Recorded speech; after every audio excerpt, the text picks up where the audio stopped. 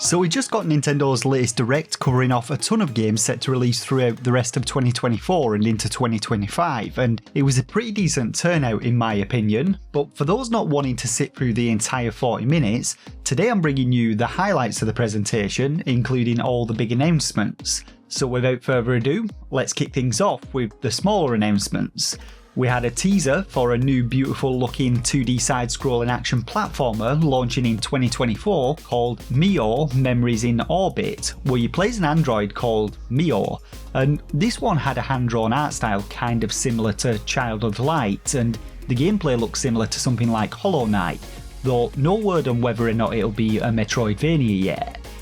We also had Fantasian Neo Dimension, an RPG from Final Fantasy creator Hironobu Sakaguchi, which was originally released exclusively on Apple Arcade back in 2021, where it received positive reception.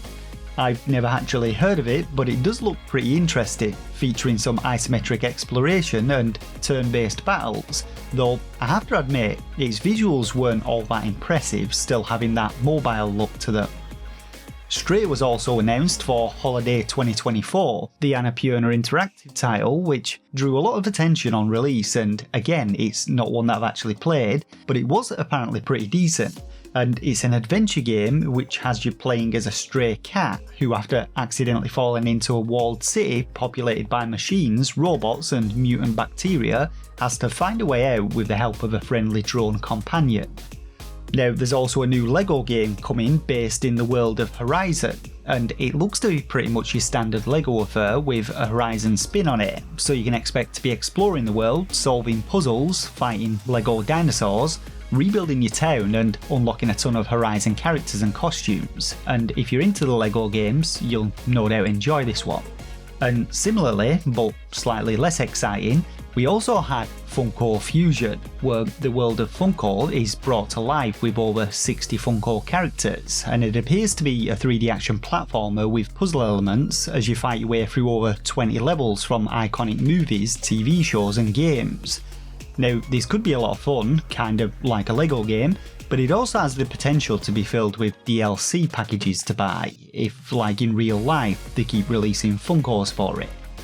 Aside from these, in my opinion, the only other notable smaller announcements were for the 100-line Last Defense Academy from creators of Danganronpa, a new strategy RPG where you have to survive 100 days in a school whilst being invaded by all manner of nasties, Romancing Saga 2 Revenge of the Seven, a new Square Enix game set to release on October 24, 2024, which looks to feature your typical JRPG tropes, including some classic JRPG battle mechanics, though they've switched up the turn-based battles and evolved them into timeline battles, and there are also 7 heroes to defeat in the game, who, depending on which order you defeat them, alters the storyline apparently.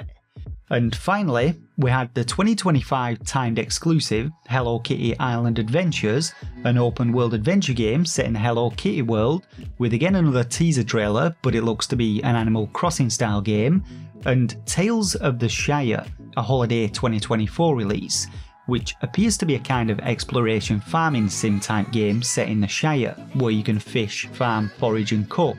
But it has an awful visual style in my opinion, and the characters just look hideous.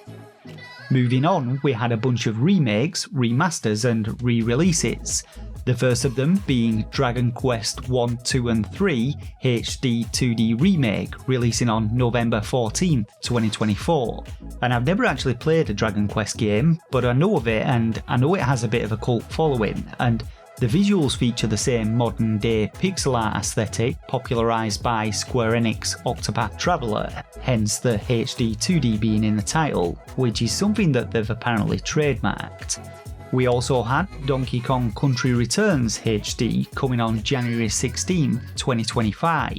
a remaster of the Wii Classic featuring 80 levels, including additional levels from the 3DS version and 2-player co-op mode. And of course we had another trailer for Luigi's Mansion 2 HD, which is set to release in just over a week on the 27th of June.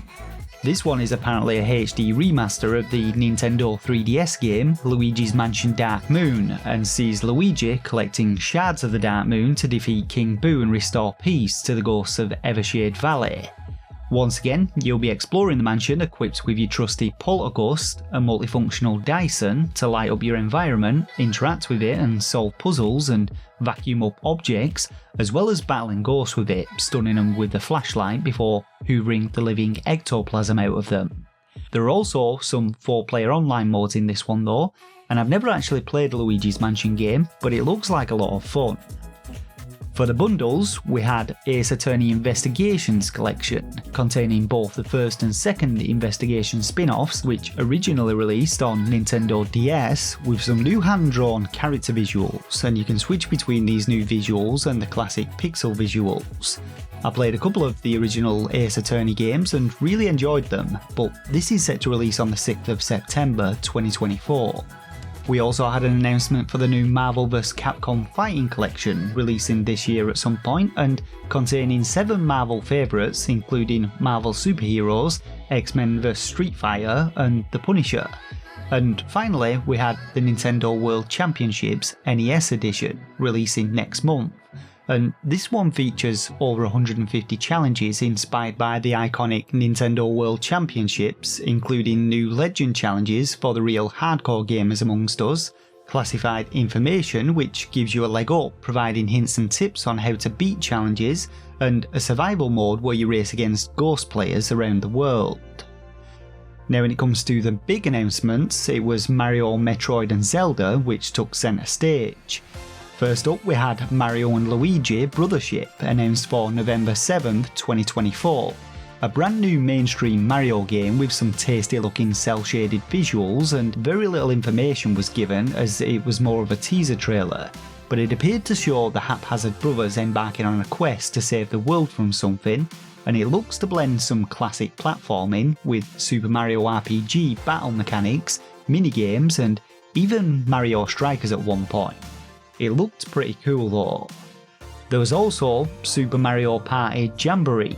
the latest release in the Mario Party series, dropping on October 17, 2024, which first showcased some of the new levels, including Rainbow Galleria, Roll'em Raceway, which looked to have you travelling around in cars, and Goomba Lagoon, a stage in which the ebb and flow of the tide and a huge volcano changes up the board layout, as well as 2 boards returning from previous Mario Party games. It's said to have over 110 minigames though, including several which require you to perform actions with the Joy-Cons, and also an online multiplayer where up to 20 players can play against one another. Next, we had a teaser for a brand new 3D Zelda game called The Legend of Zelda Echoes of Wisdom, a brand new entry in the franchise which appears to use the same game engine, cartoony art style and top-down perspective of the Zelda's Link's Awakening remake, but this time round, Link has disappeared and you're now playing as Zelda. From what we could tell though, rifts have opened around the world into which people have been disappearing, including Link, so it's up to Zelda to fix things. But Zelda is armed with the Tri-Rod, a magical rod which allows you to absorb both objects and enemies and then recreate them in the world to solve puzzles and use in battles. The layout of the world appears to be very similar to that found in A Link to the Past, but it looks like a really cool concept, and a new Zelda-themed Nintendo Switch Lite system will be available to coincide with the game's release on the 27th of September 2024. The final announcement that Nintendo had to make was with another teaser trailer for the eagerly anticipated Metro Prime 4 Beyond, a new first-person Metroid adventure coming in 2025, and while it was only a teaser, it showcased some first-person shooting, lock-on mechanics and morph ball transformations, but if you're a fan of the Prime series, you'll no doubt be stoked for this one. Wrapping things up with expansions and DLC, Nintendo Switch Online is getting 2 new Game Boy Advance games and 2 new N64 games, those being A Link to the Past, 4 Swords and Metroid Zero Mission for Game Boy Advance, and Turok Dinosaur Hunter and Perfect Dark, which also includes online multiplayer. All great games in their own rights and available to Nintendo Switch Online Plus expansion pack members later today. Among Us is getting a new crewmate and imposter modes with a free update available later today, and for those into Nintendo Switch Sports, Summer 2024 will see a new sport added with basketball, with various modes available for the game. That was it though for all the big announcements, and there were a few other minor announcements, including a new Metal Slug game available later today, and also a port of Darkest Dungeon 2, and a few others, so go check out the full 40-minute presentation if you want to hear about those. But overall, like I said, it was a decent direct in my opinion, though most would probably say it was a bit of a mixed bag. I'm especially looking forward to that new Zelda game though. But that's about it for this roundup, so let me know what you thought about the direct in the comments section below. As always, thanks to the patrons of the channel for their ongoing support, and to you the viewers for watching, and until next time, take care of yourselves and game on.